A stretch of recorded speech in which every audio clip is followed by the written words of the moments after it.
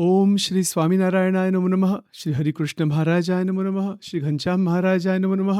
શ્રી સદગુરુભ્યો નમો નમઃ. જય શ્રી સ્વામિનારાયણ. સ્વામિનારાયણ spirituality.com અને સ્વામિનારાયણ સ્પિરિચ્યુઆલિટીના જે પોડકાસ્ટ જે છે અને જે યુટ્યુબ વિડીયો છે એમાં દરેકનું સ્વાગત છે. પ્રથમ તો પરબ્રહ્મ પૂર્ણ પુરુષોત્તમ પરાત્પર પરમેશ્વર શ્રી સજાનંદ સ્વામી મહારાજ, શ્રી સ્વામિનારાયણ ભગવાન, એમના ચરણોમાં, દિવ્ય ચરણ કમળમાં અનંત કોટી નમસ્કાર, અનંત કોટી દંડવત પ્રણામ, અનંત કોટી પુષ્પ અર્પણ, ગુલાબના પુષ્પ, શું કહેવાય, જેસ્મિન, મોગરાના પુષ્પ આપણે માનસિક રીતે અર્પણ કરીએ એમના ચરણોમાં. મહારાજના પરમહંસો અને જેટલી પરંપરા આજે છે એમાં જેટલા મોટા સંતો ભક્તો જે પ્રગટ છે, પહેલાં હતા, આજે છે, આગળ થશે, દરેકના ચરણોમાં પ્રાર્થના અને ચરણરજ માથે ચડાવીને આગળ આપણે વેદરસ અને એના સંબંધમાં જેટલા કનેક્શન ઘણા બધા છે એ બધું આપણે થોડું ધીમે ધીમે સમય પ્રમાણે લઈએ છીએ. ભગવાનની જેવી મરજી એ પ્રમાણે થાય છે. તો વેદરસમાં આપણે આગળ જઈએ એની અંદર થોડું કે આમાં શું છે કે એ જે સંકલ્પ શમાવવાની રીત, એમાં જે 2 પેરેગ્રાફ આપણે જે વાંચ્યા છેલ્લા 3-4 પ્રવચનમાં આનું નિરૂપણ મનન ચિંતન ચાલે છે. બહુ ગહન અને અત્યંત કલ્યાણકારી વચન છે મહારાજના. એક વસ્તુ તો મારે ખાસ કહેવી છે આની અંદર કે ભગવાનના જે અલૌકિક સ્થિતિને પ્રાપ્ત થયેલા જે સંત આજે પ્રગટ હોય, એની ઓળખાણ એવી રીતે હોય, તો એના ખાસ આશીર્વાદ લેવા, એમને પ્રાર્થના કરવી, લેટર લખવો અથવા રૂબરૂ જવું અને પૂછવું, ગમે તે રીતે પણ એના સાથે કનેક્શન રાખીએ તો બહુ ઉત્તમ રહેશે બધું. તો કોઈક વાર એવી રીતે શ્રદ્ધા હોય તો પછી માનસિક રીતે પ્રાર્થના કરવી તો પણ ચાલશે. મહારાજના વખતમાં ગુણાતીતાનંદ સ્વામી, ગોપાળાનંદ સ્વામી, મોટા મહારાજના 500 પરમહંસો, દરેક પાસેથી આશીર્વાદ માગવા. બ્રહ્માનંદ સ્વામી, નિષ્કુળાનંદ સ્વામી, નિત્યાનંદ સ્વામી, એમના જે ગ્રંથો છે એનો પણ અભ્યાસ નિયમિત રીતે થાય. ભક્ત ચિંતામણી જેવો દિવ્ય ચરિત્ર ગ્રંથ છે, પણ એમાં ઉપદેશ પણ બધા જ છે, બરાબર. એટલે આવી રીતે બહુ અસંખ્ય શાસ્ત્રો છે. આપણા સંપ્રદાયની જ વાત છે કે એમાં કેટલા બધા શાસ્ત્રો સ્વામિનારાયણ ભગવાનના ટાઈમના છે. સત્સંગી જીવન છે, બરાબર. એટલે ઘણા બધા અલૌકિક શાસ્ત્રો છે. એ તો સમુદ્ર છે. અને આપણા સંપ્રદાયમાં ઘણી બધી સંસ્થાઓ જે ચાલે છે એમને મટીરિયલ ઘણું બધું ઇન્ટરનેટમાં, યુટ્યુબમાં પણ મૂકેલું છે, જુદી રીતે પણ મૂક્યું હોય, પબ્લિકેશન પણ બહુ જ છે. એટલે બધું અવેલેબલ તો ઘણું બધું છે. પણ એટલા માટે આ વેદરસ લીધું છે. ભગવાનની કંઈક ઈચ્છા હશે એની અંદર કે એના ઉપર કોઈએ નિરૂપણ કર્યું નથી મારા ખ્યાલ પ્રમાણે. જેવી રીતે એટલે રેફરન્સીસ કોઈક આપતા હોય છે એવું નથી, પણ બહુ થોડા. અને એનું જે રિયલી આમ સિસ્ટમેટિક નિરૂપણ, મનન ચિંતન આપણે કરવા માટે પ્રયત્ન કરીએ છીએ. આપણામાં એવી કોઈ તાકાત નથી કે આને આ ગ્રંથને જોઈ પણ શકીએ. આ ગ્રંથ એટલો બધો મહાદિવ્ય અલૌકિક ગ્રંથ છે, પણ ભગવાનની બહુ અસીમ દયા, કૃપા મહારાજની, જેને લઈને આપણે થોડું વાંચન કરી શકીએ, સાથે મનન ચિંતન કરી શકીએ, એનો લાભ લઈ શકીએ. તો આગળ અહીંયા જઈએ છીએ. સજાનંદ સ્વામી મહારાજની જય. સ્વામિનારાયણ હરે, સ્વામિનારાયણ હરે.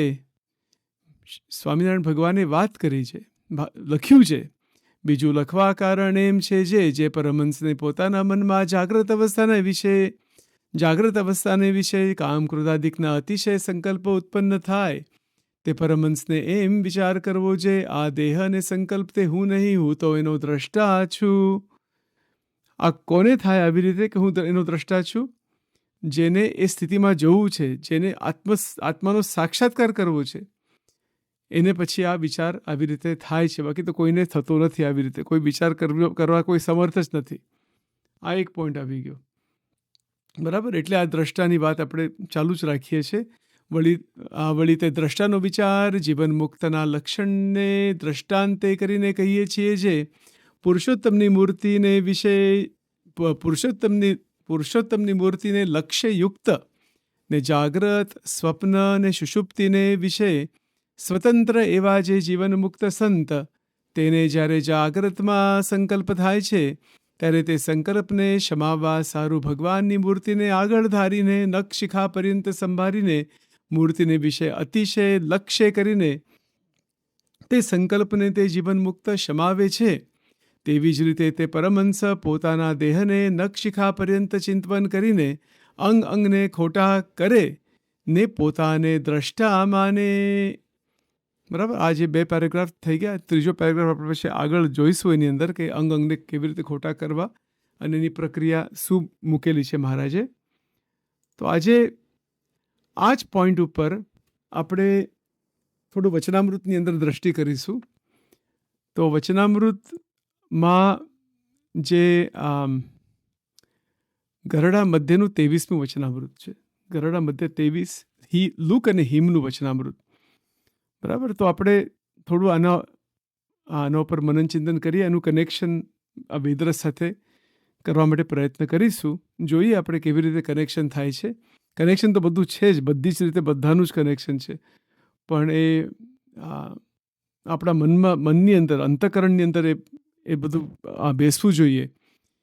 એટલે આપણે શું કહીએ કે જે વેદરસમાં લખ્યું એ જ વચનામૃત સાથે કેવી રીતે એનો સંબંધ છે, કેવી રીતે મહારાજ એ વચનામૃતમાં વાતો કરેલી છે, શીખવાડ્યું છે, કેવી રીતે વેદરસમાં શીખવાડેલું છે. બીજા પણ ગોપાલ સ્વામીની વાતોનું પણ એક પેરેગ્રાફ લેવાનો છે. બરાબર, એ પણ એટલે બધું લઈશું ભગવાનની જેવી મરજી, કૃપા, કરુણા.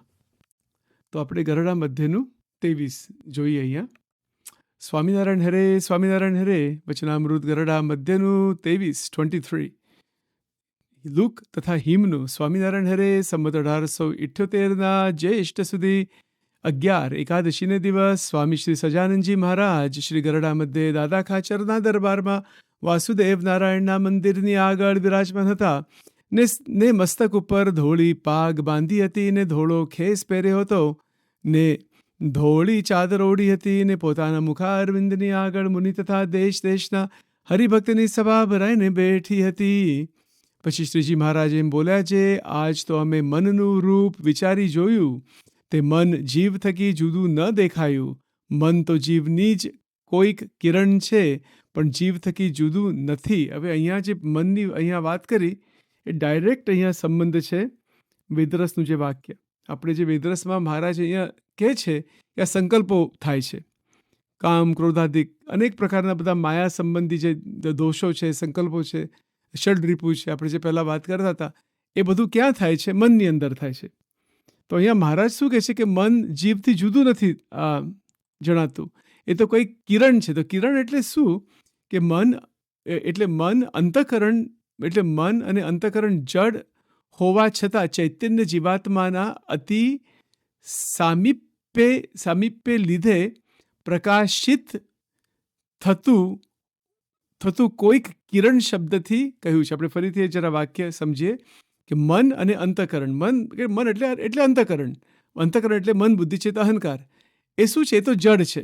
બરાબર, પણ જડ હોવા છતાં ચૈતન્ય જીવાત્માના અતિશય સામીપ્યને લીધે, કારણ કે ચૈતન્ય જીવાત્માથી બહુ એકદમ નજીક છે, અતિશય સામીપ્યને લીધે પ્રકાશિત થતું કોઈક કિરણ, એટલે પ્રકાશિત એટલે એની અંદર પ્રકાશ આવે છે, કોઈક કિરણ શબ્દથી કહ્યું છે. જીવની ઈચ્છા વિરુદ્ધ મન સ્વતંત્રપણે કોઈ ક્રિયામાં પ્રવૃત્ત થવા અસમર્થ છે, એટલે તેને જીવ થકી જુદું નથી એમ કહ્યું. વસ્તુતઃ જીવ અને મન તત્વે કરીને જુદા છે. આ ખ્યાલ આવી ગયો ને? એટલે આ બહુ ઇમ્પોર્ટન્ટ પોઈન્ટ છે. ગરડા મધ્ય 23. તો મહારાજ જ્યારે કહે છે કે મન અને જીવ એ જુદું નથી, એવી રીતે કે કોઈ કિરણ છે, એટલે એનો અર્થ એ છે કે એની જે ક્રિયા થાય છે કે જીવની ઈચ્છા વિરુદ્ધ મન સ્વતંત્રપણે કોઈ ક્રિયામાં પ્રવૃત્ત થવા અસમર્થ છે. એની કોઈ સામર્થ્ય જ નથી જ્યાં સુધી જીવ હા નથી પાડતું કે મારે આ કરવું છે. કારણ કે એની અંદર કારણ શરીર પણ છે, ડોન્ટ ફોરગેટ દેટ. બરાબર, એની બધી ક્રિયા થાય છે. ઓકે, હવે તો બહુ લાંબી વાત થશે, આપણે થોડું શોર્ટમાં લઈશું અહીંયા. અને પછી આગળ અહીંયા મહારાજ કહે છે કે મન તો જીવની જ કોઈ કિરણ છે, પણ જીવ થકી જુદું નથી. અને મનનું રૂપ તો એવું દેખાયું છે, જેમ ઉનાળામાં લૂક હોય તથા જેમ શિયાળામાં હિમ હોય તેવું મનનું રૂપ દેખાયું. અહીંયા દ્રષ્ટાંત આપે છે. It's called comparison, analogy. Shriji Maharaj teaches by analogy, એટલે એક બધા એક્ઝામ્પલ્સ દ્વારા, દ્રષ્ટાંતો દ્વારા, કમ્પેરિઝન દ્વારા અહીંયા ઇટ્સ અ કમ્પેરિઝન.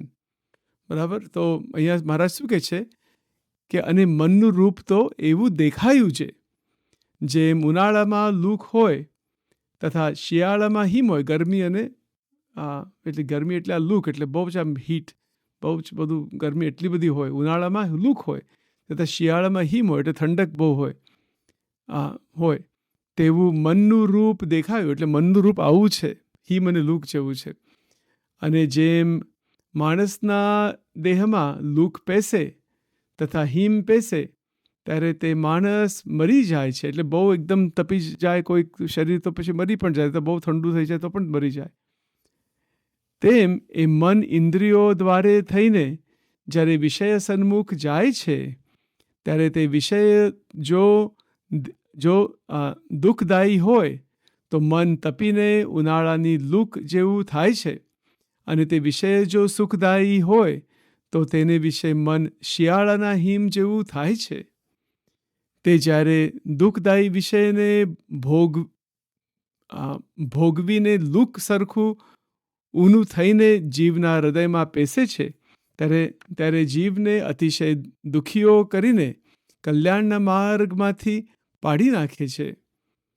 અને તે લૂક લાગીને મરે તેમ જાણવું. એટલે કલ્યાણના માર્ગમાંથી પડી જાય છે, કારણ કે દુઃખ બહુ થાય છે. આ વિષયો ઘણીવાર મળતા નથી કે અથવા બહુ આમ એનો ખરાબ અનુભવ થાય, જાતનું બધું થઈ જાય. એટલે આ લૂકની વાત છે.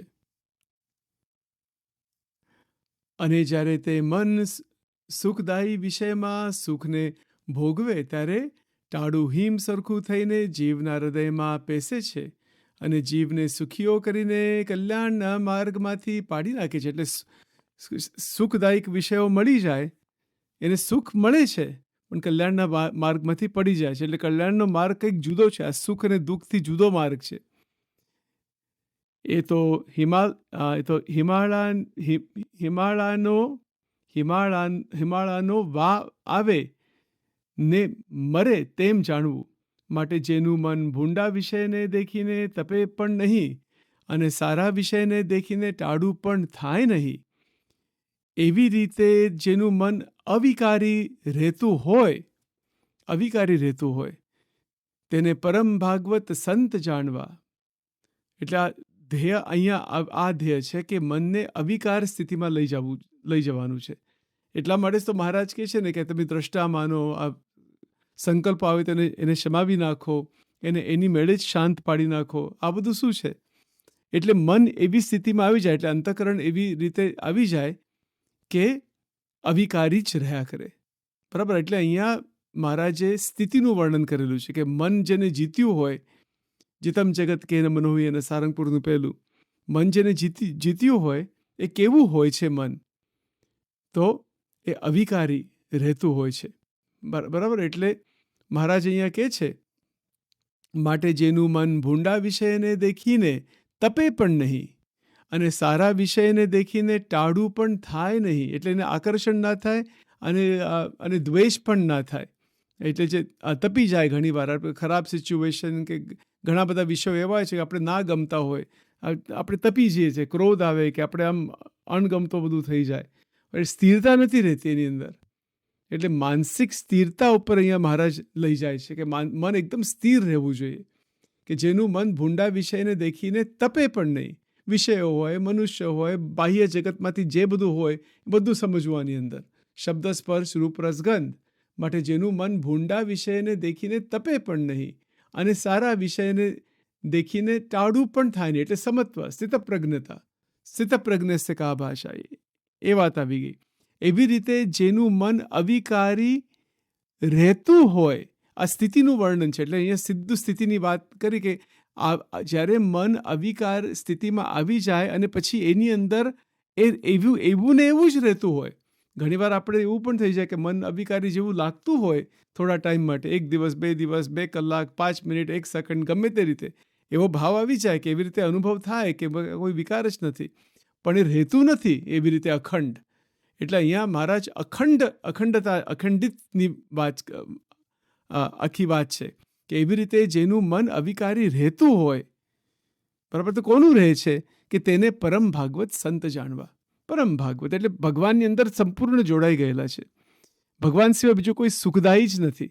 એવી રીતે એ લક્ષ્ય, એ જે લક્ષ્યની વાત વેદરસમાં લખેલી છે, સેમ પોઈન્ટ છે એની અંદર કે પરમ ભાગવત સંત, કે ભાગવત એટલે ભગવાનના ભક્ત. અહીંયા શ્રીમદ ભાગવતનો પણ ગ્રંથ છે, એની અંદર બધા ભક્તોનું વર્ણન છે. મહારાજે પણ એનો મહિમા બહુ કહેલો છે શ્રીમદ ભાગવતનો. પંચમ સ્કંદ અને દસમ સ્કંદ તો આજ્ઞા મૂકેલી છે શિક્ષાપત્રીમાં. યોગશાસ્ત્ર અને ભક્તિશાસ્ત્ર છે મહારાજનું. એવી રીતે પણ વાત લખેલી છે. ભાગવતનો તો બહુ છે એટલે મહિમા છે. એટલે પરમ ભાગવત સંત એટલે ભાગવતની અંદર પણ 39 લક્ષણ લખેલા છે સંતના. એ તો બહુ લાંબો વિષય છે, પણ પોઈન્ટ એમાં એવી રીતે આવી ગયો કે આવી રીતે સંતત્વ, આવી રીતે સાધુતા, પરમ સાધુતા કેવું કહેવાય કે ભગવાન સિવાય બીજો કોઈ લક્ષ્ય નથી, ભગવાન સિવાય બીજો કોઈ આનંદ નથી. ત્યારે એ શું થાય છે કે પરમ ભાગવત સંત, એ પોઈન્ટ ઉપર આપણે આવી જઈએ, આપણે સ્વયં આવી રીતે બની જઈએ કે આપણે સ્વયં આવી રીતે આ સ્થિતિમાં આવી જઈએ છીએ ભગવાનની કૃપાથી, ગુરુદેવની કૃપાથી. અને શાસ્ત્રોનું મનન ચિંતન, બધા જુદા જુદા માર્ગ છે, એ બધું કરતાં કરતાં આ પોઈન્ટ ઉપર આવી જઈએ કે પરમ ભાગવત આપણે બની જઈએ એટલે પરમ ભક્ત બની જઈએ. એનો અર્થ એ જ છે કે પરમ ભક્ત સાધુતા યુક્ત, પૂર્ણ સાધુતા યુક્ત પરમ ભક્ત બની જાય. ત્યારે એમાં થાય છે શું કે મન અવિકારી રહે છે, વિકાર નથી આવતા. વિકાર એટલે કામ, ક્રોધ, લોભ, મોહ, મત્સર, આશા, તૃષ્ણા, આ બધા જે દોષો, અનંત પ્રકારના જે દોષો છે, જે પીડતા હોય છે જીવને, એનાથી બહાર નીકળે છે. અને વિકાર પણ બંને પ્રકારના છે, સુખ અને દુઃખ, બરાબર ને? સુખીઓ આ જે વિષયોમાંથી જે સુખ મળે છે, અનંત પ્રકારનું સુખ મળી પણ શકે. ખાવાનું સુખ, અને બધા રહેવાનું સુખ, અને મોટર ગાડીનું સુખ, અને બંગલાનું સુખ, અને માન મોટપનું સુખ, અને જગત સંબંધી કે જાતનું બધું છે, બરાબર. તો એની અંદર એ લેવાતું નથી, સ્થિરતા રહે છે એમાં. કલ્યાણના માર્ગમાંથી પડી નથી જતો.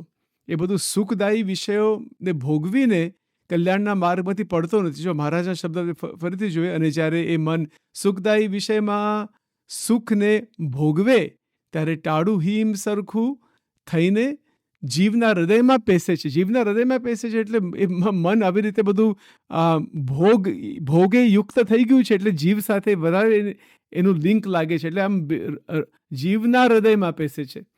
જીવના હૃદયમાં એટલે આપણા હૃદયની અંદર આમ એટલે કારણ શરીર વધારે દ્રઢ બની જાય છે. આનો મિનિંગ આ છે.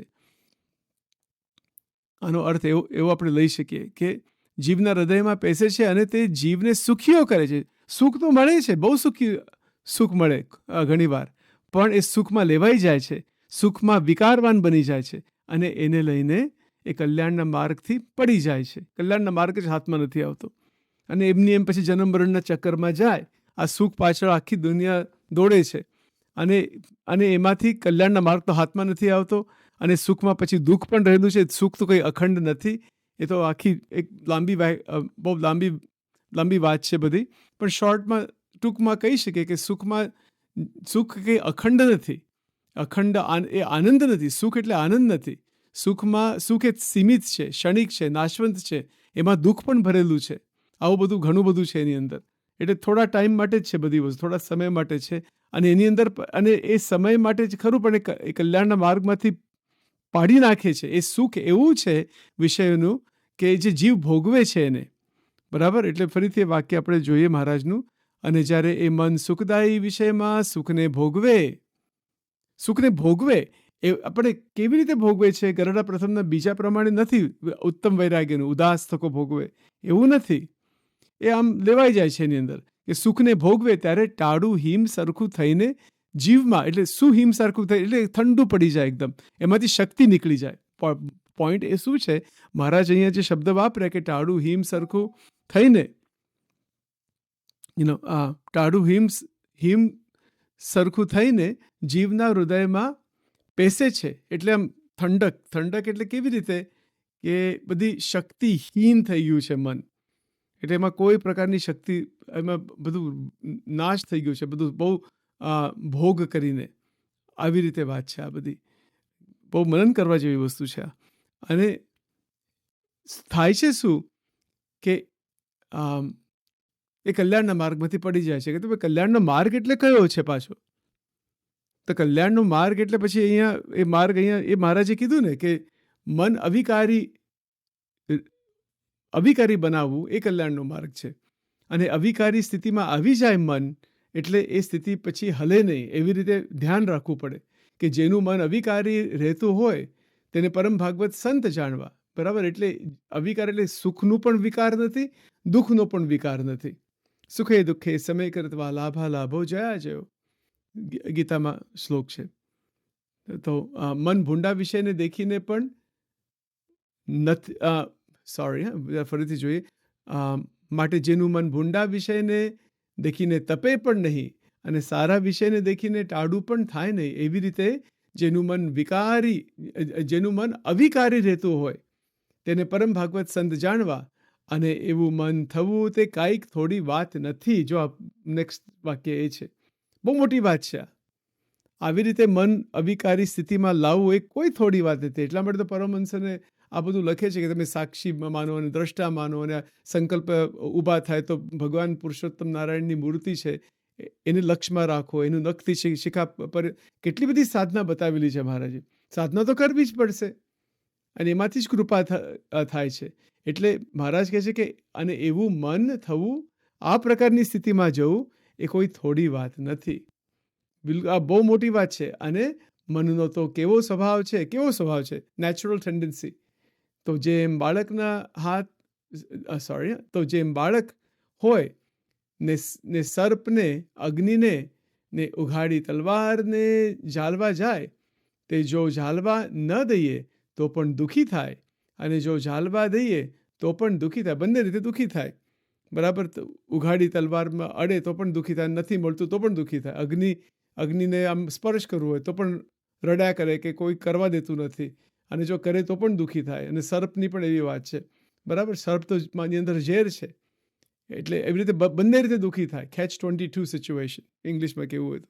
તેમ જો મનને વિષય ભોગવામાં ન દઈએ તો પણ દુઃખી થાય, ને જો ભોગવામાં દઈએ તો પણ વિમુખ થઈને અતિશય દુઃખી થાય. કેવું લખ્યું છે કે ભોગવા દઈએ તો શું થાય છે? તો દુઃખી થાય છે, કે ભોગમાંથી દુઃખી થાય છે. કારણ કે કલ્યાણના માર્ગમાંથી પડી જાય ને એવું સુખ મળે છે, પણ શક્તિ ખલાસ થઈ જાય, એની વૃત્તિ પણ બધી છૂંટાઈ જાય, બધી વિભ્રાંત થઈ જાય બધી વૃત્તિઓ. બરાબર? એટલે કલ્યાણના માર્ગમાંથી પડી જાય એટલે એવી રીતે દુઃખી થાય છે. તો તેમ જો મનને વિષય ભોગવા ન દઈએ તો પણ દુઃખી થાય છે, અને જો ભોગવા દઈએ તો પણ વિમુખ થઈને, એટલે ભગવાનથી વિમુખ થઈ જાય છે. કારણ કે ભોગમાં વિમુખ થવાની વધારે પોસિબિલિટી છે. નથી મળતું તો આપણે કોઈક વાર છોડી પડે કે હવે નથી મળતું, છોડો, હવે ભગવાનની માળા ફેરવીએ. એવી રીતે પણ વધારે થઈ શકે. પણ જો વસ્તુ મળી જાય છે, આપણે જોતી હોય તો થાય છે શું? તો મહારાજ એવું કહે છે કે let's look at that sentence again. હું જરા ફરીથી શોધું છું. તેમ જો મનને વિષય ભોગવા ન દઈએ તો પણ દુઃખી થાય, ને જો ભોગવા દઈએ તો પણ વિમુખ થઈને, એટલે વિમુખ થઈ જાય છે ભોગની અંદર, પછી એ વિમુખ થઈ જાય છે એમાં, અને એ અતિશય દુઃખી થાય. કારણ કે એ ભોગની અંદર બહુ શક્તિ વપરાય છે, વૃત્તિ આમ તૂટી જાય છે. માટે જેનું મન ભગવાનને વિશે આસક્ત થયું, બરાબર? એટલે આસક્તિ ક્યાં રાખવાની છે? ભગવાનની મૂર્તિમાં. મનન, ચિંતન, ભજન, કીર્તન, આમ વધારે એનો મહિમા. અને એ ક્યારે થાય છે? જ્ઞાન અને વૈરાગ્ય સુરક્ષામાં હોય ત્યારે. જ્ઞાન અને વૈરાગ્યની વૃદ્ધિ થવી છે. એટલા માટે દેવાનંદ સ્વામીએ જે લખેલા છે, દેવાનંદ સ્વામીના જે પદો છે, ચાપકા જેને કહેવાય, એ બધા ઉપદેશના પદો છે. બરાબર? કે તારે માથે નગાર વાગે મોતના રે, અનેક ઘણા બધા છે આવી રીતે. યુ હી જન્મ ઘુમાતે, બીજા પણ બધા પરમહંસો બહુ બધું ઉપદેશના પદો લખેલા છે એ જીવને જગાડવા માટે.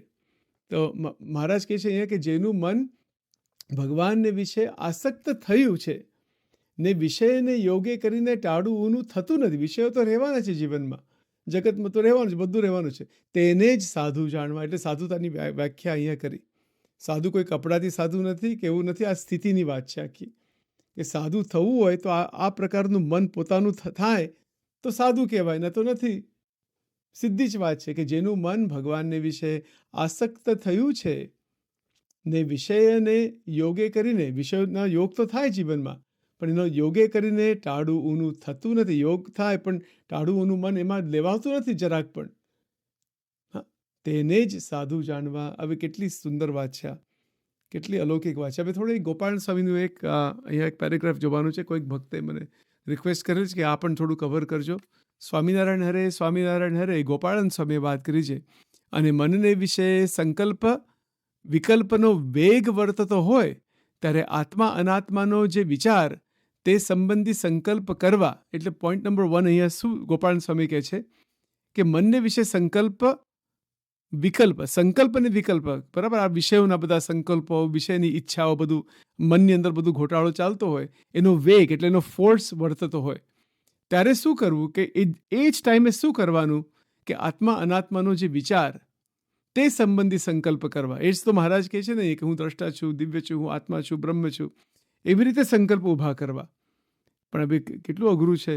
એ કરવાની તાકાત ભજન કીર્તન મનન ચિંતનમાંથી જ થાય છે. શ્રવણ મનન નિધિધ્યાસન બધું કરતાં આજે આત્મા અને અનાત્માના નો જે વિચાર, એનો જે વિચાર ક્યારે ઊભો થાય છે કે જ્યારે આપણી તૈયારી થાય ત્યારે, બરાબર. એટલા માટે ભજન કીર્તન જેટલું થાય, મનન ચિંતન, નિયમિત આરતી, થાળ, પૂજન અર્ચન બધું જે આપણે કરીએ છીએ એ બધા પ્રાથમિક સ્ટેપ છે, બધા કરવા પડે. અને એવી રીતે કરતાં એવો એક પોઈન્ટ આવી જાય કે સંકલ્પ વિકલ્પનો વેગ વર્તતો હોય. ગોપાળન સ્વામી એવું કહે છે કે વેગ વર્તો એટલે એનો ફોર્સ વર્તતો હોય. એવું નથી કે થોડો સંકલ્પ થઈને નીકળી જાય, એવું નહીં. એનો વેગ, બળવાન વેગ વર્તતો હોય ત્યારે આત્મા અને અનાત્માનો જે વિચાર તે સંબંધી સંકલ્પ કરવા. એટલે કે આત્મા શું છે, અનાત્મા શું છે, હું દિવ્ય છું, હું બ્રહ્મ છું, હું આનંદ છું, ભગવાનની મૂર્તિ સત્ય છે, એવી રીતે સંકલ્પ કરવા. એટલે આપણે સંકલ્પ કરીએ આપણા મનમાં. આ જે ગોપાલ સ્વામીનું વાક્ય ધારણ કરીને એવી રીતે સંકલ્પ કરીએ. It's called deliberate action, deliberately taking this action. એટલે માનસિક રીતે આ સંકલ્પ ઊભા કરવા આપણે એ જ ટાઈમે. તથા અને બીજું શું કરવાનું? તથા ભગવાનના મહાત્મ્યના વિચાર સંબંધી સંકલ્પ કરવા. એટલે 2 પ્રકારના સંકલ્પ. ભગવાનનો મહિમા કેવો છે, ભગવાન કેવા છે, અનંત કોટી બ્રહ્માંડના રાજાધિરાજ છે, બધું જ એના હાથમાં છે, સર્વકર્તા છે, આનંદ કંદ છે, દિવ્ય છે, સાકાર છે, એના સિવાય બીજું કશું છે જ નહીં. એ જ એક સત્ય છે, એ જ એક પરમાનંદ છે. આવી રીતે બધા એનો મહિમા દરેક જીવમાં કર્મફળ પ્રદાતા રૂપે કે સાક્ષી રૂપે, અંતર્યામી રૂપે રહેલા છે. ભગવાનના મહાત્મ્યના વિચાર સંબંધી, ભગવાનના મહાત્મ્યનો વિચાર કરવો, બરાબર. તો ભગવાનના મહાત્મ્યના વિચાર સંબંધી સંકલ્પ કરવા. ભગવાનનો મહિમા કેવો છે એવો વિચાર કરવો. અને એવી રીતે વિચાર કરવો એટલે એ મહાત્મ્યનો વિચાર કેવો હોવો જોઈએ એ પહેલાં નક્કી કરવું છે કે મારે મહિમા ભગવાનનો કેવો છે. એ મહિમા સમજીને પછી એના સંબંધમાં વિચાર કરવા. એને કહેવાય મહાત્મ્યના વિચાર સંબંધી સંકલ્પ, બરાબર. હવે એમાં ભક્ત ચિંતામણીનો પાઠ કરી શકીએ, પછી જે મંત્ર કરી શકીએ, સરસ સરસ ભજનો સાંભળી શકીએ. આ બધું શું છે? આ બધી આંતરિક સાધના છે. જેને સ્થિતિમાં જવું છે, મન અવિકારી કરવું છે, જેને પરમ ભાગવત સંત બનવું છે, જેને નિર્વિકારી રહેવું છે, જેને મહારાજે મધ્યના 23માં જે સાધુતાની જે વાત લખેલી છે કે કોને સાધુ કહેવા, એવી રીતે સાધુ બનવું છે, બરાબર. તો આ પોઈન્ટ્સ બધા મનમાં ધારણ કરવા પડે. ને મનન ચિંતન આપણે તો કરીએ છીએ, પણ એ સ્ટાર્ટિંગ પોઈન્ટ છે. પણ જે એમાં હિંમત રાખીને શૂરવીર ભક્ત થઈને આવી રીતે મનન ચિંતન થાય. લોયાના બીજામાં પણ 4 પ્રકારની જે વાત લખેલી છે કે અખંડ વૃત્તિ કેમ રહે, કે એમાં વિશ્વાસી, જ્ઞાની, શૂરવીર, બરાબર ને. એટલે એને ભયથી પણ કે જન્મ મરણના ચક્કરમાં નથી જવું, એ ભય એનો આવી જાય. એટલા માટે અખંડ વૃત્તિ રહે. એ લોયાનું બીજું છે, આપણે પોઈન્ટ લઈશું કોઈક વાર. અહીંયા ગોપાલ સ્વામી શું કહે છે કે આત્મા અનાત્માનો જે વિચાર તે સંબંધી સંકલ્પ, આત્મા શું છે, અનાત્મા શું છે, હું કોણ છું, હું અને હું નથી, એવી રીતે સંકલ્પ એટલે અંતરમાં આ ચાલે. અને ભગવાનના મહિમાનો વિચાર, તો મહિમાનો વિચાર કેવી રીતે કરો? શાંતિથી બેસવું, મૂર્તિ આગળ બેસવું, દીવો કરવો, શાસ્ત્રો રાખવા, ભગવાનના સંતો છે એમના દર્શન કરવા, એમને પ્રાર્થના કરવી, 15 ભજન કરવા, 20 ભજન કરવા. મહારાજે એવું પણ લખેલું છે સારંગપુરનું જે વચનામૃત છે આત્મા અનાત્માનું, કે 1 શ્લોકે કરીને, 5 શ્લોકે કરીને, 10 શ્લોકે કરીને, 100 શ્લોકે કરીને, 1000 શ્લોકે કરીને, ચોખ્ખું જેટલું સમજાય એટલું આત્મા અનાત્માનું સમજવું. એ બધા શ્લોકો, શાસ્ત્રોનો અભ્યાસ કરીને શ્લોકો દ્વારા, શાસ્ત્રો દ્વારા એકદમ ક્લિયર હોવું છે કે આત્મા શું છે ને અનાત્મા શું છે. એકદમ સ્પષ્ટ, એકદમ એટલું બધું સ્પષ્ટ થઈ જાય કે એનું બધું મિક્સચર રહેતું નથી. બરાબર? એટલે જ્યારે વિષયોના જે સંકલ્પ થાય છે, જો વિષય આપણે શું કહીએ કે અને મનને વિષય ગોપાલ સ્વામી એવું કહે છે કે મનને વિષય સંકલ્પ વિકલ્પનો વેગ વર્તતો હોય. કેવું કહેવાય? વેગ વર્તે છે, ફોર્સ વર્તે છે, બધો જબરદસ્ત ફોર્સ. અને આપણે આખા દુનિયામાં જોઈએ છે બધું શું ચાલે છે, આ ચાલે છે ને બીજું શું છે એની અંદર. પણ આપણે તો પોતાના કલ્યાણમાં દ્રષ્ટિ બરાબર રાખવી છે. તો મારે તો મારું જ જોવાનું છે, બીજા કોઈનું નથી જોવાનું. અને તમે જે સાંભળો છો તમારે તમારું જોવાનું છે. સીધી જ વાત છે કે અને મનને વિષય એટલે મનની અંદર આ સંકલ્પ થાય છે. મન એટલે એ સંકલ્પ વિકલ્પનું ઉત્પત્તિનું ક્ષેત્ર છે. ગરડા પ્રથમનું 12મું, એની અંદર પણ આ બધી વાત ડિટેલમાં બધી લખેલી છે તત્વોના લક્ષણનું. અને મનને વિષય સંકલ્પ વિકલ્પનો વેગ વર્તતો હોય એટલે પ્રેઝન્ટમાં, વર્તમાનની અંદર કે વેગ આમ આવે છે, બધો વેગ ચાલે છે બધો. એ જ પોઈન્ટ ઉપર એ જ ટાઈમે હિંમતથી ભગવાનનું ઇષ્ટબળ રાખીને આત્મા અને અનાત્માનો જે વિચાર તે સંબંધી સંકલ્પ કરવા.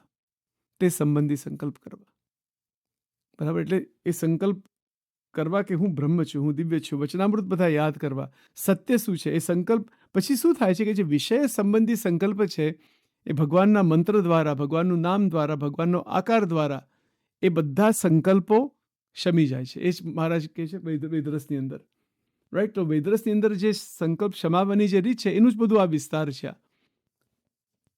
અનેક રીતે એક જ પોઈન્ટ અહીંયા આવવાનો છે હમણાં કે સંકલ્પ શમી જાય. સંકલ્પ સાથે યુદ્ધ નથી કરવાનું. અહીંયા યુદ્ધ શબ્દ વાપર્યો જ નથી. આ ગોપાલ સ્વામીની આખી વાતમાં એવી રીતે કોઈ યુદ્ધ બિદ્ધની કંઈ વાત નથી આવતી. તમે યુદ્ધ કરો સંકલ્પો સાથે એ હરી જ જવાના છો. એટલે કારણ કે ભાઈ એ બળવાન બહુ છે, એમાં વેગવાન બહુ છે. એટલે એને આત્મા અને અનાત્માનો વિચાર એવો સંકલ્પ ઊભો કરવો પડે. તો હવે કેવી રીતે કરવો? તો મહારાજના વચન સમજવા, ધારવા, અને એવી રીતે હિંમત હોવી જોઈએ કે જે વિષયોના સંકલ્પ છે એને છોડી દેવા. એને અંતરથી, એટલે આપણો અહંકાર એવો છે કે એને ધારી રાખ્યા છે કે મને આ વસ્તુ, એ જે સુખ મધ્યનું 23, એ જે વિષય સંબંધી સુખની ઈચ્છા છે, એ જીવને વિષયની ઈચ્છા નથી. એ પણ સમજવું જોઈએ. વિષયોની ઈચ્છા નથી, એને વિષયોમાંથી જે મળે છે, જે સુખ મળે છે એની ઈચ્છા છે. એ સુખની ઈચ્છા છે, વિષયની ઈચ્છા નથી. પણ એ વિષયો દ્વારા જ એક પ્રકારનું એવું સુખ મળે છે. આ ખ્યાલ આવી ગયો ને કે જેવી રીતે ગુલાબજામ મોઢામાં મૂકીએ તો એ વ્યક્તિને ગુલાબજામ નથી જોતો આમ જોવા જાવ તો. એટલે એના દ્વારા જે સુખ મળે છે એ જોઈએ છે. પછી એ તો એક ખાવાનો પદાર્થ છે, એટલે પછી એ શારીરિક રીતે એમાંથી આપણું શરીર બને એટલે એમાં વાંધો નથી. ભગવાનને ધરાવીને આપણે ગ્રહણ કરીએ, પણ એમાં સંકલ્પ કોઈ ભગવાન સિવાય હોવા જ ના જોઈએ. એટલે અનુભવ થાય ગળપણનો, કે જેનો જે ગુલાબજામનો અનુભવ થાય, પણ બીજું કશું ના થાય એની અંદર. એમાં કોઈ બંધન નથી થતું, એમાં કોઈ કર્મ નથી બંધાતું, કશું જ નહીં. એક અનુભવ થાય, એનું એક સ્ટાર્ટિંગ પોઈન્ટ છે, એન્ડ પોઈન્ટ છે, બસ. એટલે અને ભગવાનનો સંબંધ એની અંદર આવી જાય. સ્વામિનારાયણ નામ એટલે એક પ્રકારનો એક વિષયોમાં એનો કોઈ તિરસ્કાર પણ નથી.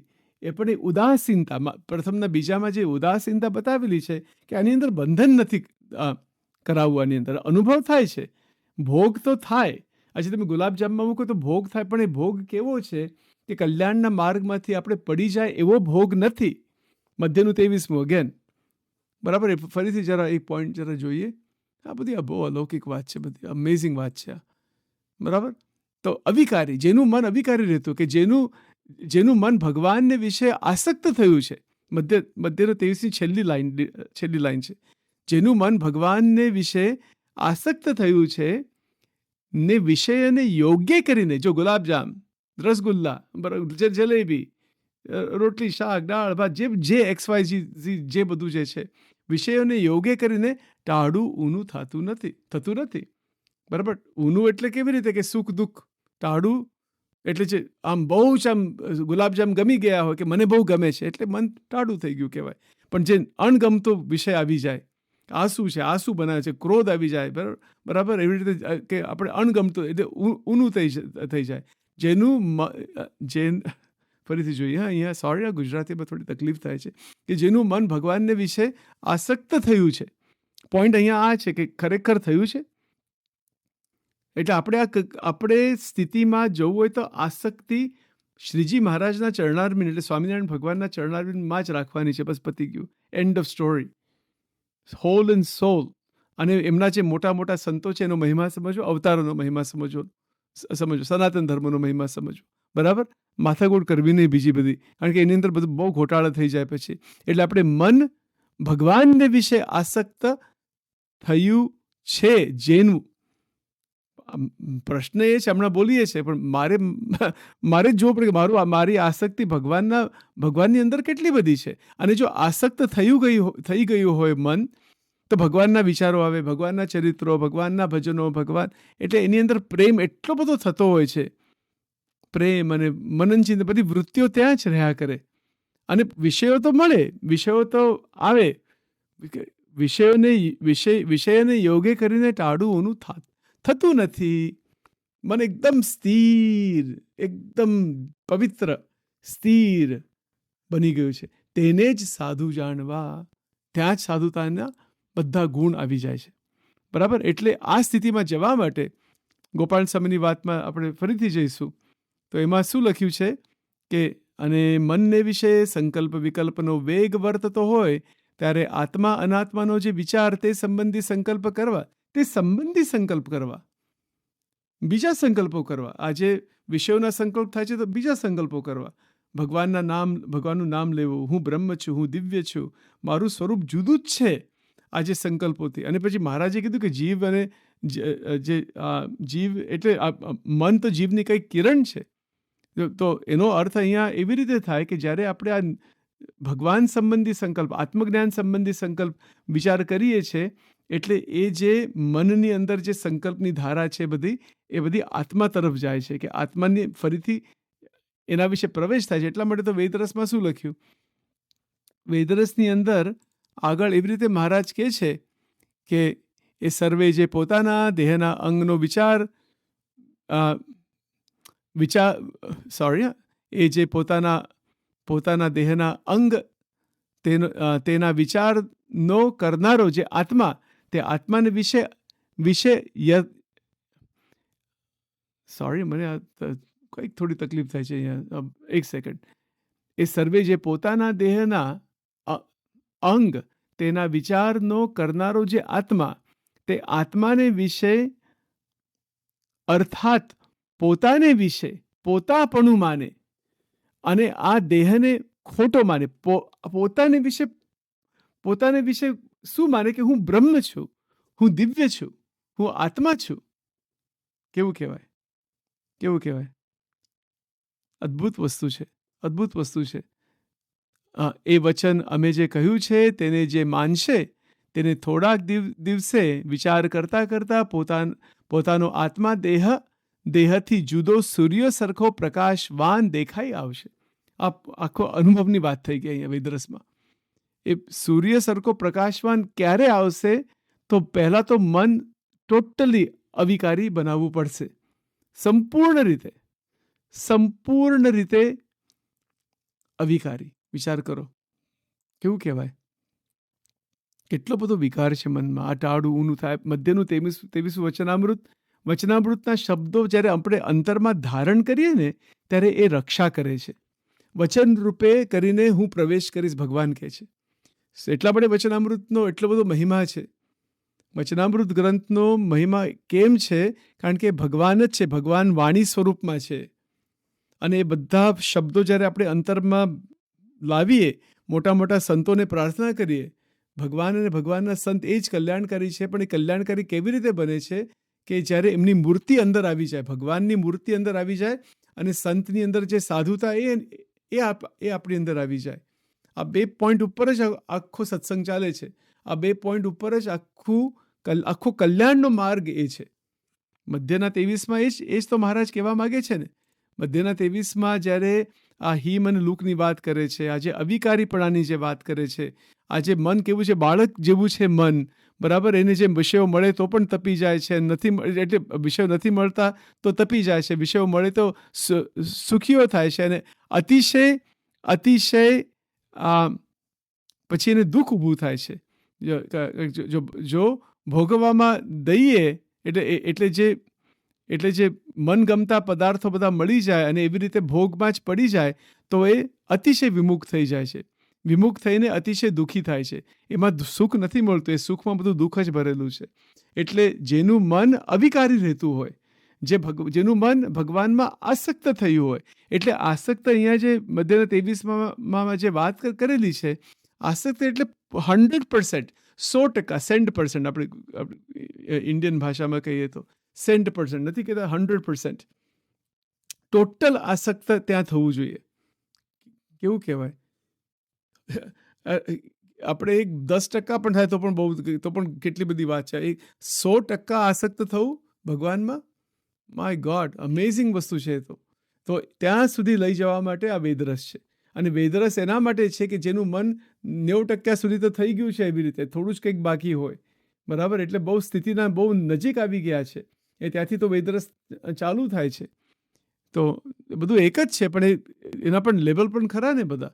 તો અહીંયા ગોપાલ સ્વામીની વાતમાં આપણે ફરીથી જઈએ, અને મનને વિશે સંકલ્પ વિકલ્પનો વેગ વર્તતો હોય, વેગ જ્યારે વર્તતો હોય, કેવું કહેવાય, સંકલ્પ વિકલ્પનું જ્યારે વેગ વર્તે ને ત્યારે બીજું કંઈ મનમાં આવતું જ નથી. વિચાર કરો. તો અહીંયા ગોપાલ સ્વામી એવું કહે છે કે ત્યારે આત્મા અને અનાત્માનો જે વિચાર તે સંબંધી સંકલ્પ કરવા, ત્યારે જ કરવા. કોને કરવું છે આવું? આપણો અહંકાર એવો વિચિત્ર છે ને, એ કરવા જ ના દે આ વસ્તુ. તકલીફ એ છે. પણ ભગવાન સ્વામિનારાયણ, ગોપાળન સ્વામી, ગુણાતીતાનંદ સ્વામી, મોટા પરમહંસો, એમની દયાથી આપણી પાસે આવા વચનો મળ્યા છે. આ ગોપાળન સ્વામીની વાતો આવી રીતે મળી છે.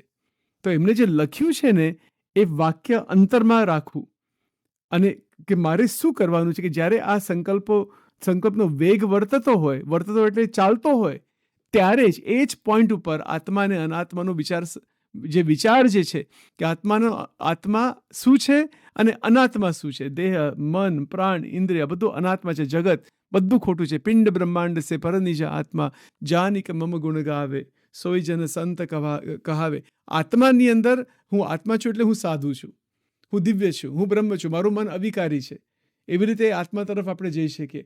આત્મા અને અનાત્માનો જે વિચાર કે સેપરેશન કરી નાખવાનું, ટોટલ સેપરેશન. જે દેહ જડ છે, નાશવંત છે, એમાં બધું જાતનું બધું ભરેલું છે. એમાં કેવું છે કે લોહી છે, હાડકાં છે, માંસ છે, એમાં કોઈ પ્રકારની એવી વસ્તુ નથી જે ખરેખર આપણે ગમે એવી વસ્તુ, બિલકુલ એવી વસ્તુ નથી. બધી નકારાત્મક વસ્તુ છે બધી, પણ એની જરૂર ખરી, એક દેહના દ્રષ્ટિથી બરાબર છે. પણ એ આત્મા તો જુદો છે ટોટલી. આત્મા અનાત્માનો જે વિચાર, બરાબર, એનો જે વિચાર, એટલે આવી રીતે વિચાર કરવો, દેહને ખોટો કરવો, એ પછી આપણે આગળ જોઈશું ડિટેલમાં. એનો વિચાર, તે સંબંધી સંકલ્પ, એટલે આત્મા અનાત્માનો જે વિચાર જે છે, એ જે વિચાર એકદમ અલૌકિક વિચાર છે. તો એ વિચારના સંબંધમાં આપણે જવાનું છે. કેવું કહેવાય, એ વિચાર તો હાથમાં આવવો જોઈએ પહેલા, કે આત્મા અને અનાત્માનો વિચાર એટલે શું. એ જ તો વિચાર શ્રીજી મહારાજ બતાવે છે, એ જ તો વિચાર બધા સંતો બતાવે છે. એ વિચાર આપણા હાથમાં આવે તો આ બધું થાય. પહેલાં તો હાથમાં આવવું જોઈએ કે આ વિચાર છે શું.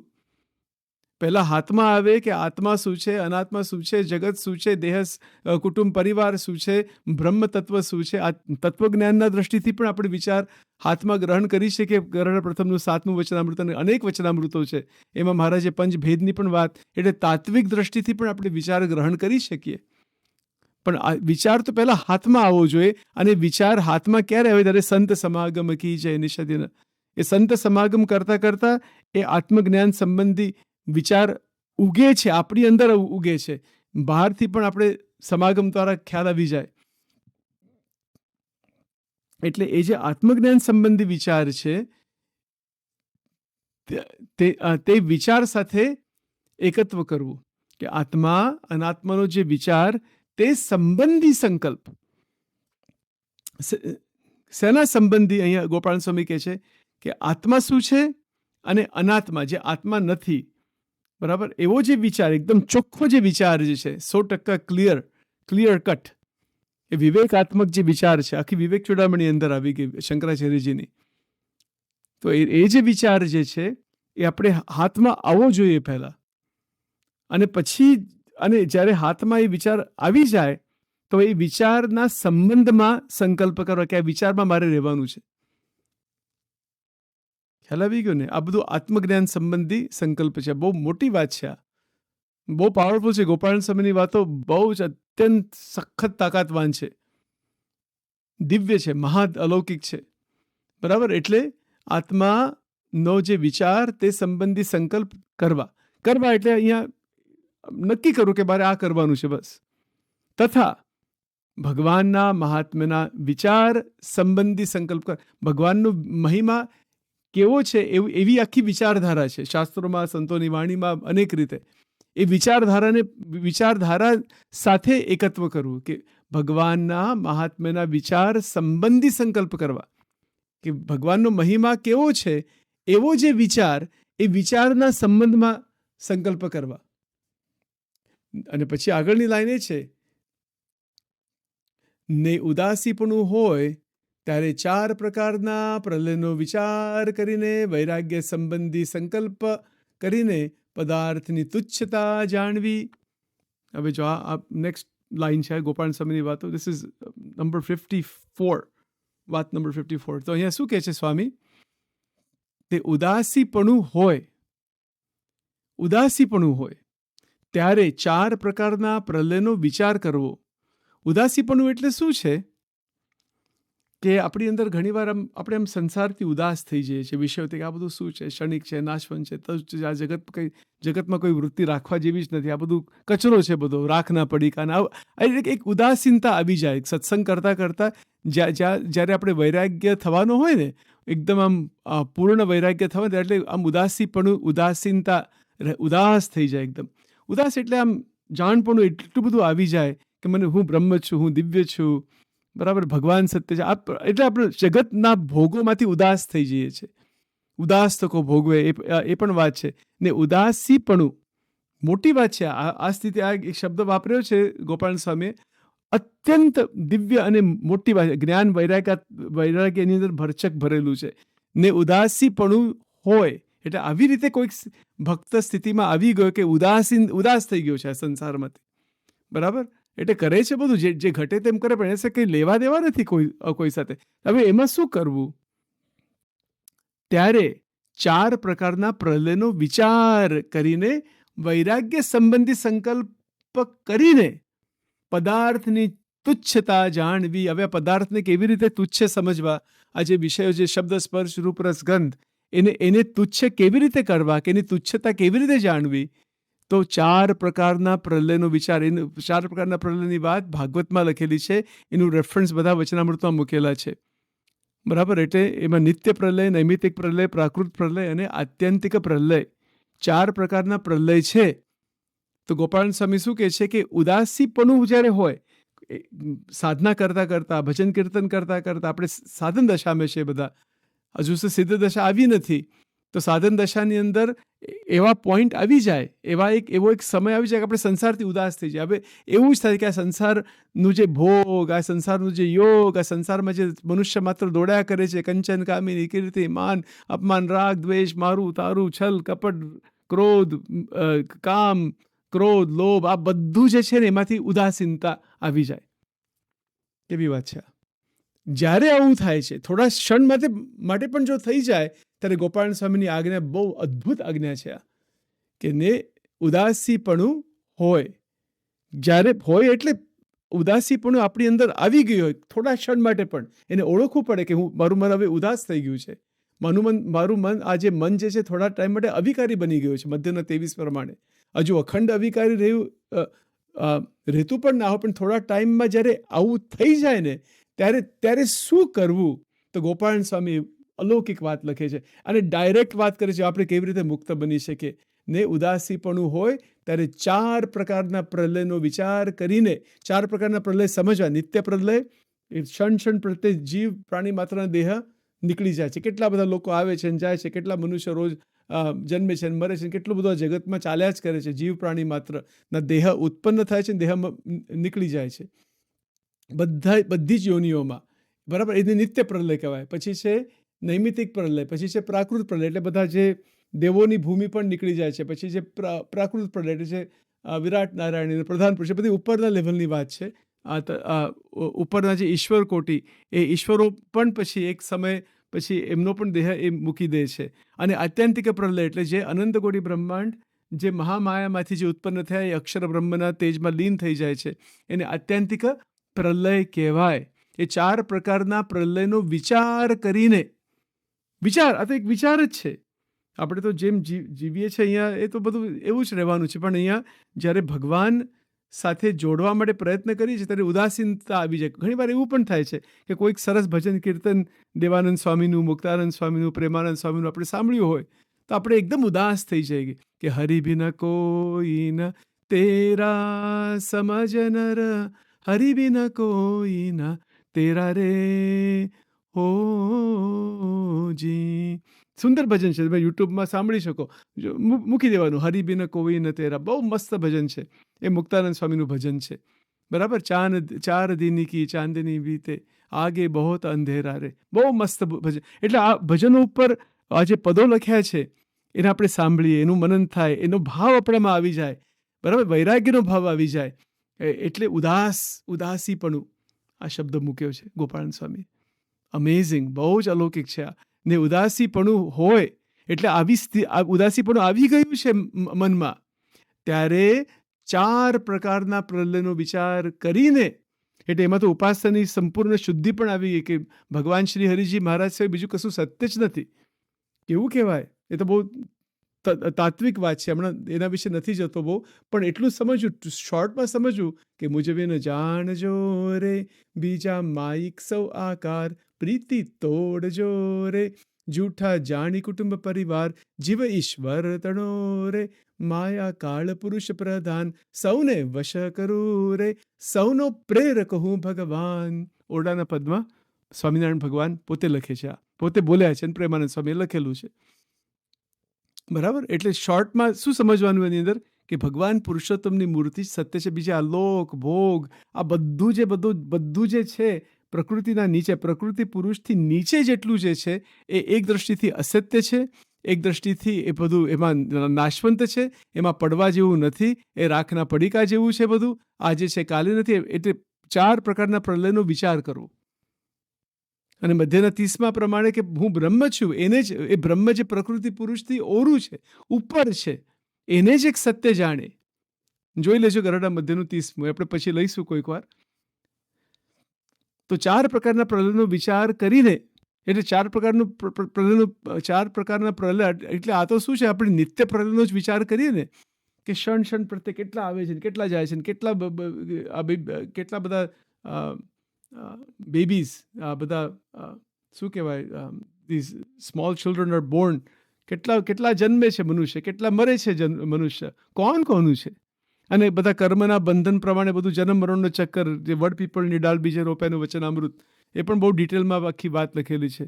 એ તો આખું વિષય જ આખો એક અલૌકિક અદ્ભુત વાત છે બધી આ, બરાબર. એટલે એ પોઈન્ટ પણ એની અંદર સમજવો પડે કે આ જન્મ મરણનો ચક્કર એ કર્મના બંધનથી જીવનું બધું બંધન થાય છે. આપણે કોઈ મનુષ્ય સાથે બંધન નથી રાખવાનું, એક પણ નહીં.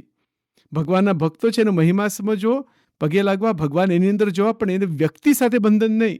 કોઈક પણ વ્યક્તિ સાથે બંધન, એને પર્સનલ લાઈફમાં જવું જ નહીં વધારે. જેમ ઘટે તેમ બરાબર છે. બધાનું હિત ઈચ્છવું, સારું ઈચ્છવું અને દૂર રહેવું બધાથી. ઉદાસીનતા, ઉદાસીપણું. ને તો પછી બહુ કોઈકના જીવનમાં આપણે પ્રવેશ કરીએ તો એટલો બધો કચરો છે કે પૂછો નહીં. કરવાનું જ નહીં. એ જીવનમાં કોના જીવનમાં પ્રવેશ કરવાનું છે? શ્રીજી મહારાજના. એટલા માટે તો નિષ્કોળાનંદ સ્વામીએ ભક્ત ચિંતામણી લખી કે વૃત્તિ રાખવાની છે, કોઈકના જીવનમાં જો ભગવાન અને ભગવાનના સંતોના જીવનમાં જાઓ, જે ખરેખર મોટા મોટા જે છે એમના જીવનમાં જાઓ, બરાબર. ભગવાન અને ભગવાનના અવતારોના જીવનમાં જાઓ. કોઈક મનુષ્યના જીવનમાં જવામાં બહુ માથાકૂટ કરવી, જેટલું ઘટે એટલું બરાબર છે. વૃત્તિ બહુ નહીં રાખવી ત્યાં. કોઈને બીજો કોઈક પણ મનુષ્ય હોય, આ પૃથ્વી ઉપર જેટલા મનુષ્ય છે ને, રાખના પડીકા સમજવાનું. આપણું પણ શરીર પહેલા રાખના પડીકા. આ 4 પ્રકારની પ્રલયનો વિચાર આની અંદર આવું બધું આવે છે કે જેટલા 8.4 million people are on the planet today, આજે આટલા બધા લોકો છે, રાખના પડીકા. મારું કોઈ નથી, કોઈનું છે જ નહીં. સંપૂર્ણ ખોટી વસ્તુ છે આ જગત. એક દ્રષ્ટિથી તો શંકરાચાર્યજીના ગુરુના ગુરુ એમને તો કીધું કે જગત છે જ નહીં, અજાતવાદ. એટલે સીધું તે આત્યંતિક પ્રલયથી વાત થાય છે. જ્યારે ભગવાનની મૂર્તિનો સાક્ષાત્કાર થાય છે ત્યારે આત્યંતિક પ્રલય એટલે આખું બ્રહ્માંડ જ નથી કશું, એનું કોઈ ઉત્પત્તિ પણ નથી, કશું જ નથી. આમ છે ખરું, મહારાજે વેદરસમાં એનું ક્લેરિફિકેશન કરેલું છે. એવું નથી કે નથી, પણ એ મુક્ત એનાથી બહાર નીકળી ગયા છે, એના માટે પછી નથી. એને મૂર્તિ સિવાય કંઈ જોઈએ જ નહીં. એને ઉદાસીપણું કહેવાય. બહુ અદ્ભુત વાત છે, કેટલી અમેઝિંગ વાત છે. એને તો કરોડો દંડવત કરીને આ એક વાક્યને, એક શબ્દને તો પણ ઓછા છે. આ વેદરસના શબ્દો, આ ગોપાલ સ્વામીની વાતોના શબ્દો, વચનામૃતના શબ્દો, શું આપણે મળ્યું છે, કોણ મળ્યું છે? અને હવે એનો હવે કઈ રીતે, કયા શબ્દોમાં એનો મહિમા કહેવો અને કેટલો કહેવો, બરાબર. એટલો એ તો અનંતને કેવળ 4 પ્રકારના પ્રલયનો વિચાર. અરે આપણે બેસીને આ વિચાર કરવા માટે પૂર્ણ વૈરાગ્ય ઊભો થાય. ગોપાલ સ્વામી શું કહે છે કે 4 પ્રકારના પ્રલયનો વિચાર કરીને પહેલા એ વિચાર કરવો, 4 પ્રકારના પ્રલય, કે અક્ષરધામની મૂર્તિ સિવાય બધું જ અસત્ય છે. અક્ષરધામ સત્ય છે, ભગવાનના મુક્તો સત્ય છે, અને ભગવાનની જે મૂર્તિ જે છે ધામમાં એટલું જ સત્ય છે. બાકી બધું વિકારવાન, નાશવંત, તુચ્છ, આવે જાય, બધું એવું છે. બધું વિચાર કરો કેવું કહેવાય, બરાબર. એટલે આ વિચાર દ્રઢ, એકદમ પાવરફુલ, એકદમ આમ બેસવો જોઈએ વિચાર. 4 પ્રકારના પ્રલયનો વિચાર પણ એ ક્યારે કરવો? જ્યારે ઉદાસીપણું હોય ત્યારે. બાકી આ વિચાર ટકે પણ નહીં, આપણે કરી પણ ના શકીએ. આપણે ગભરાઈ જઈએ કે એટલું પણ વિચાર રહે જ નહીં. આ બધા જગત સંબંધી વિચિત્ર બધા સંકલ્પો ચાલતા. 4 પ્રકારના પ્રલયનો વિચાર કોણ કરી શકે? કોનામાં એવી હિંમત છે? ખોળીને ખોળ્યું ખરા ખપવાળાની ખોટરે, નિષ્કુળાનંદ સ્વામીએ વાત લખેલી છે. એવો કોઈના પાસે ખપ છે, એના પાસે કોઈ વૃત્તિ છે, કોઈ જ્ઞાન છે, એમની એમ બધું ફર્યા કરે છે. આપણા સત્સંગમાં પણ કેટલું બધું ચક્કરમાં જ બધું ફર્યા કરે છે.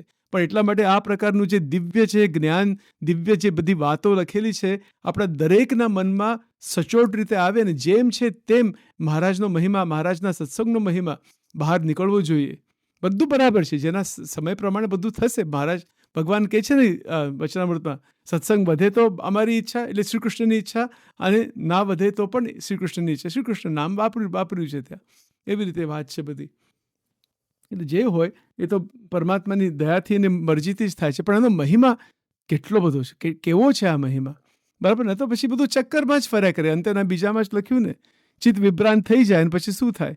એ કામે કરીને ક્રોધને, કામ, ક્રોધ, લોભ, આ બધા જ દોષો થઈ અને પછી એ ઉપર પણ ન જાય, નીચે પણ ન જાય.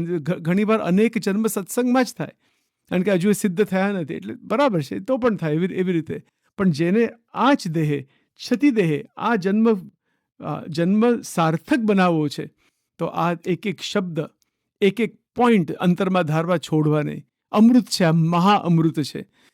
જો ગોપાલ સ્વામી શું કહે છે કે ને ઉદાસીપણું હોય ત્યારે 4 પ્રકારના પ્રલયનો વિચાર કરીને, 4 પ્રકારના પ્રલયનો વિચાર કરીને, વૈરાગ્ય સંબંધી સંકલ્પ કરીને, નેક્સ્ટ પોઈન્ટ, 4 પ્રકારના પ્રલયનો વિચાર કરીએ ને ત્યારે એની સાથે વૈરાગ્ય સંબંધી સંકલ્પ, કે વૈરાગ્ય શું છે?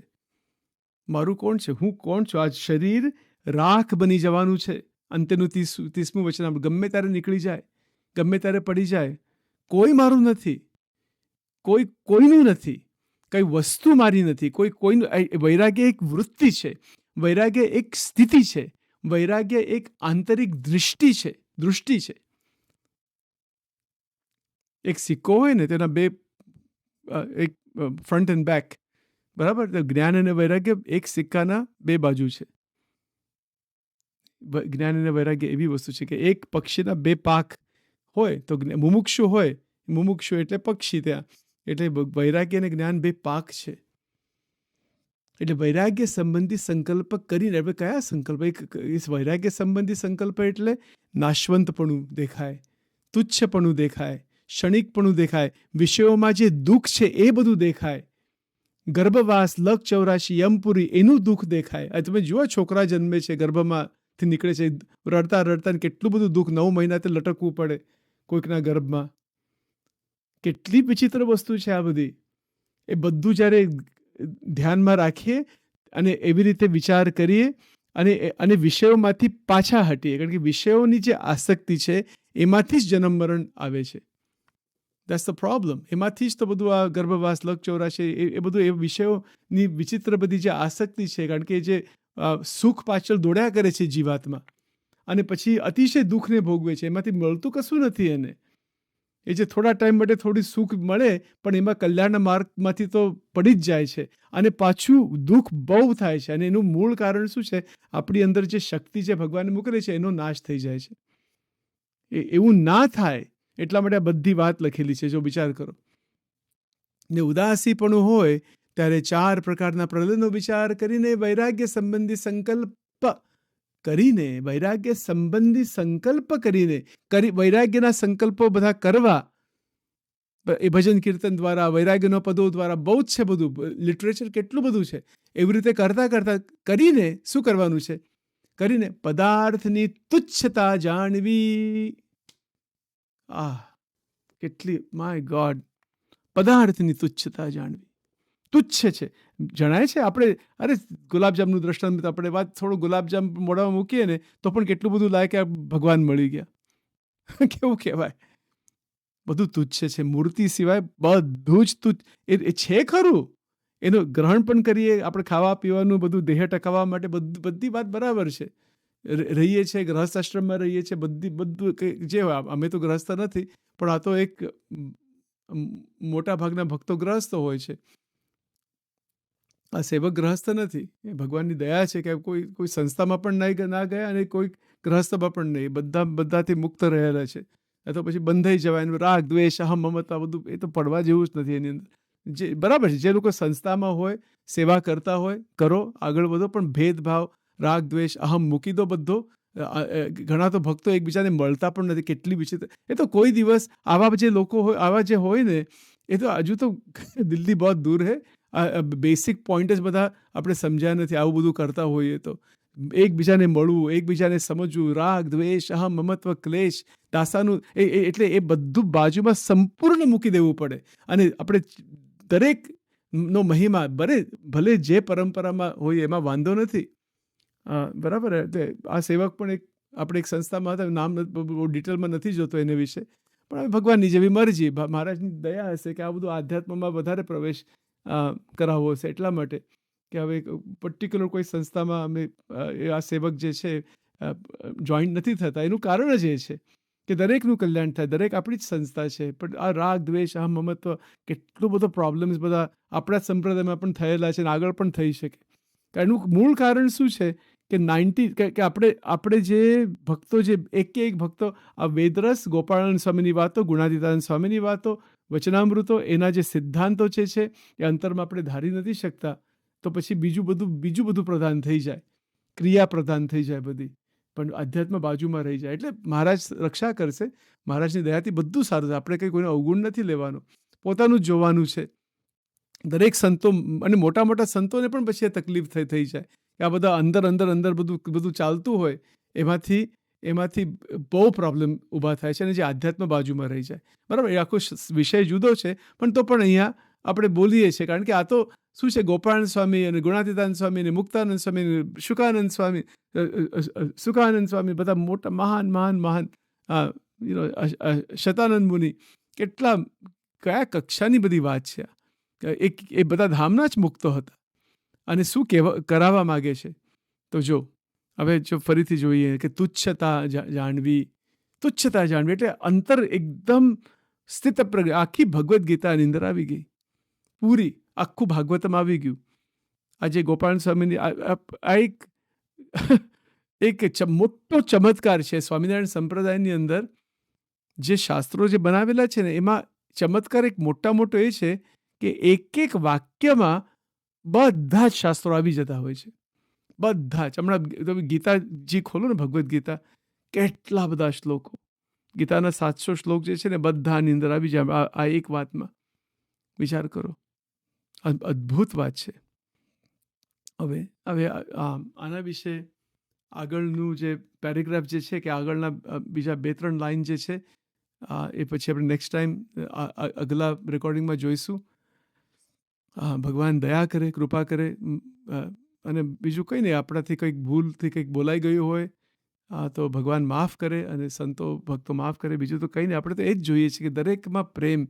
એક વસ્તુ તો અમારા આ સેવકના અંતરમાં બહુ જ એવી રીતે આમ બેસી ગયું હોય ને કે પ્રેમની અંદર ખામી ના હોવી જોઈએ.